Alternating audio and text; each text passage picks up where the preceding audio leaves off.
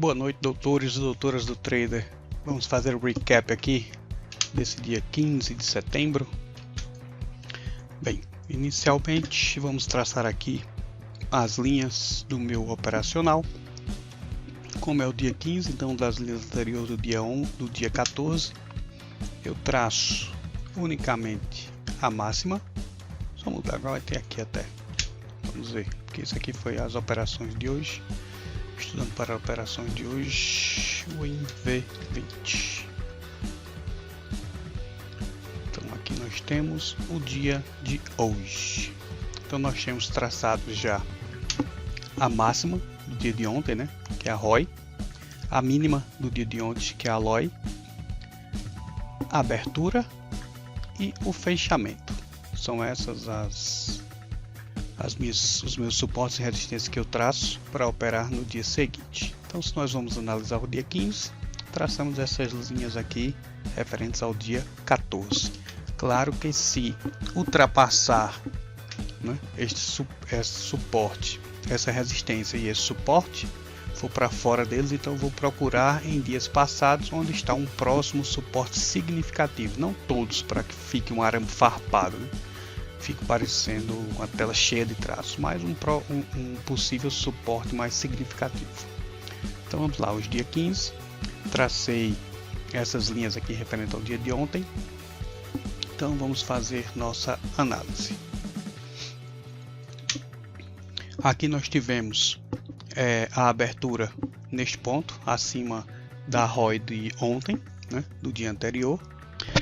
O candle abriu, desceu, teve o fechamento. O candle 2 foi um candle de possível reversão, chegou ao seu topo. Hoje o candle 3 também rompeu a máxima desse candle 2, depois começou a haver forças vendedoras. Então neste candle 4 nós tínhamos um possível topo, já que houve depois força vendedora nos 3 candles seguintes. Então nós traçaríamos este topo aqui. Este topo voltou a ser testado novamente nesse candle 7, dando um doji.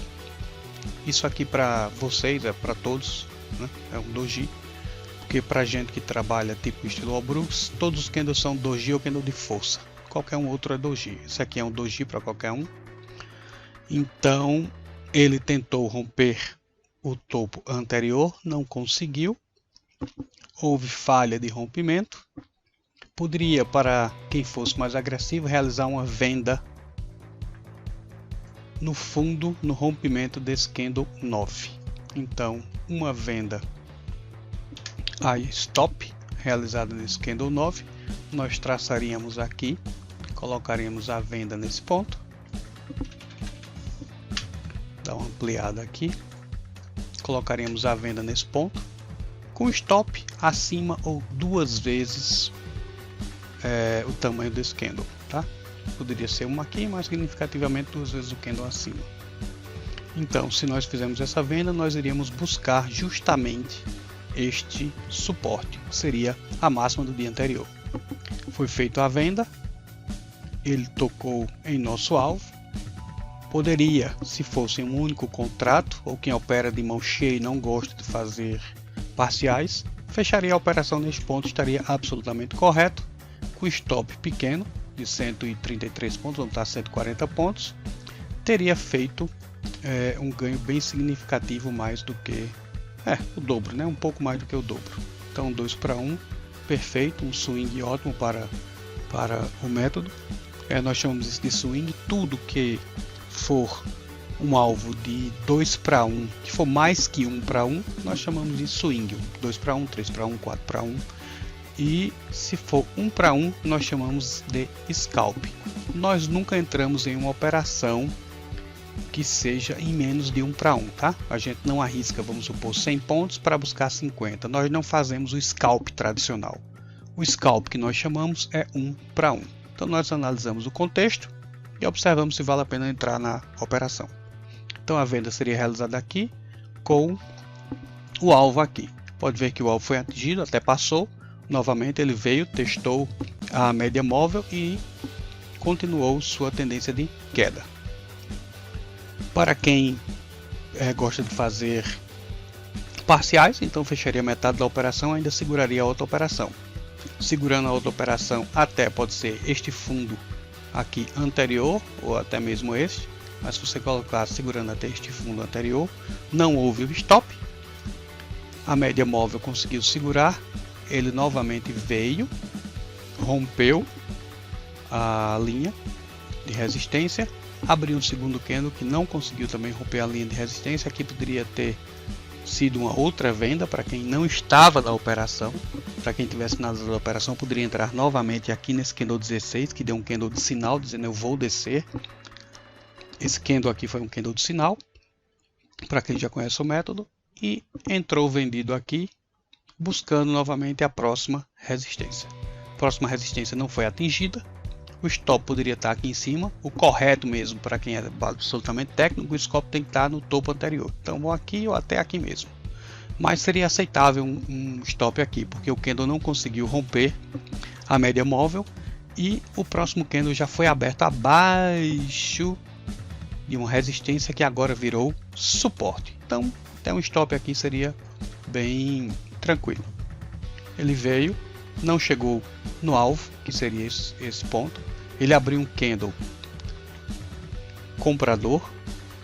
Poderiam ter fechado a operação aqui justamente. Esse candle abriu, chegou no seu topo, fechou. No candle seguinte abriu, na hora que romper poderia ter colocado um stop aqui, ou deixado ele romper novamente, deixado ele retornar com o stop aqui em cima novamente, acreditando que ele não romperia essa resistência aqui, que foi o que aconteceu. Ele novamente desceu, chegou no alvo e até passou novamente do alvo. Aqui ele fez um doji, chegou nesse doji, já disse, opa, não estou mais com aquela força vendedora, e inverteu o movimento. Aqui eu não tinha traçado nada.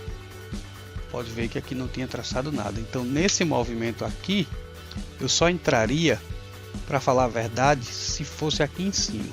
Como nessa média móvel estaria aqui, possivelmente, se eu fosse entrar, se não existisse essa resistência, eu entraria aqui.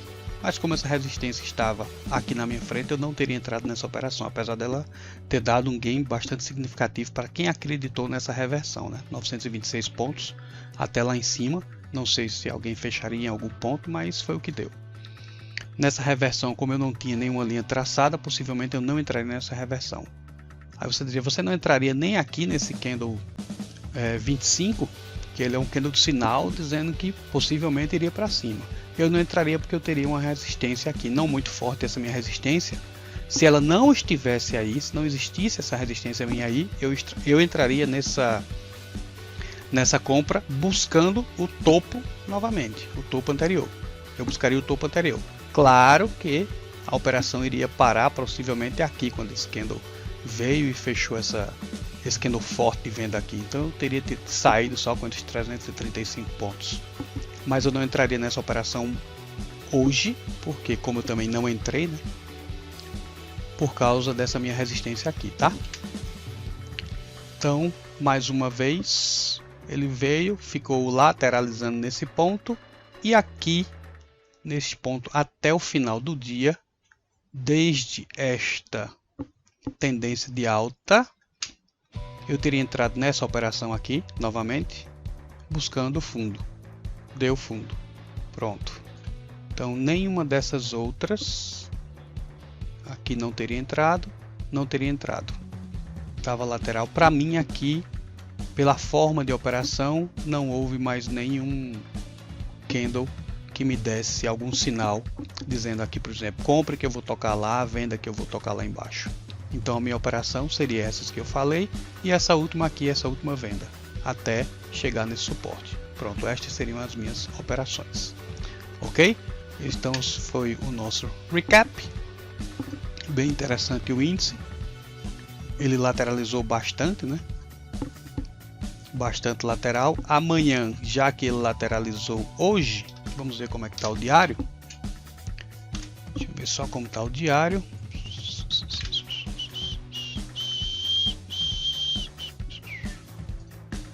Alta.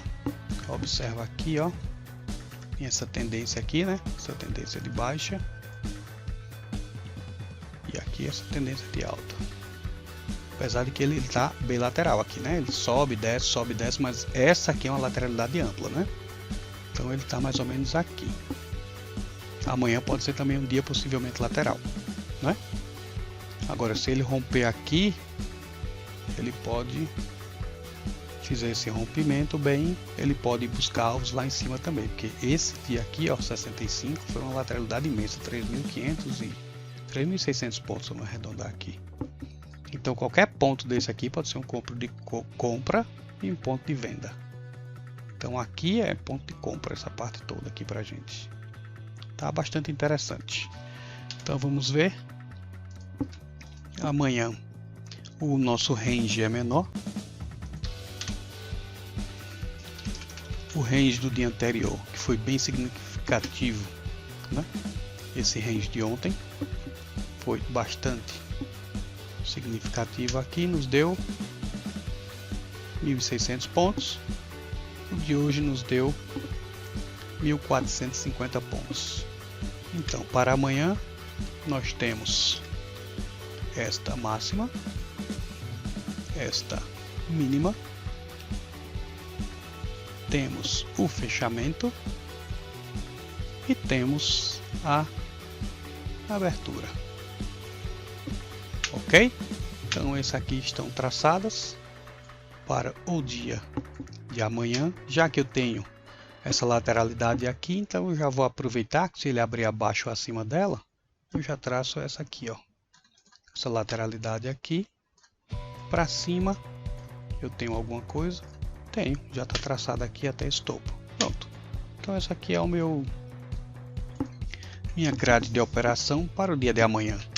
O que ele vai fazer entre os pontos? Se comprar aqui, eu vou fechar metade da mão aqui buscando esse topo. Daqui busco fundo, se ele aqui embaixo busco esse outro e aqui em cima busco esse outro. Então nós temos ranges de 400 pontos normalmente, né? Ó, 400 pontos até aqui 600, 650 pontos, 700 pontos. Pronto. Então esse é o range de trabalho para amanhã, ok? Então sucesso aos senhores, vamos que vamos, operando o índice. E boa sorte para todos nesse dia 16/9, ok? Esse dia aqui também, deixe-me ver, só houve para mim, só para dar uma recapitulada, esses momentos aqui de operação. Estes outros aqui foi bastante complicado para se operar, a não ser quem buscava scalp e arriscava mais, né? Bom, buscando pouco ponto para um stop grande. Então eu prefiro não operar nestas posições aqui, tá? Só operaria até este ponto aqui do índice. Então minhas operações seriam como foram, foi até antes, até mais ou menos o meio-dia, né? Quando ele inverteu esse barra 38. Tá meio-dia, ó, meio-dia e 5. Então daqui para cá, nada de operações, tá? Como eu já tinha acabado o dia, então realmente aqui, esse mercado aqui eu não vi hoje à tarde. Ok, doutores? Então, sucesso aos senhores e vamos que vamos, bola para frente. Valeu, valeu, valeu, grande abraço a todos.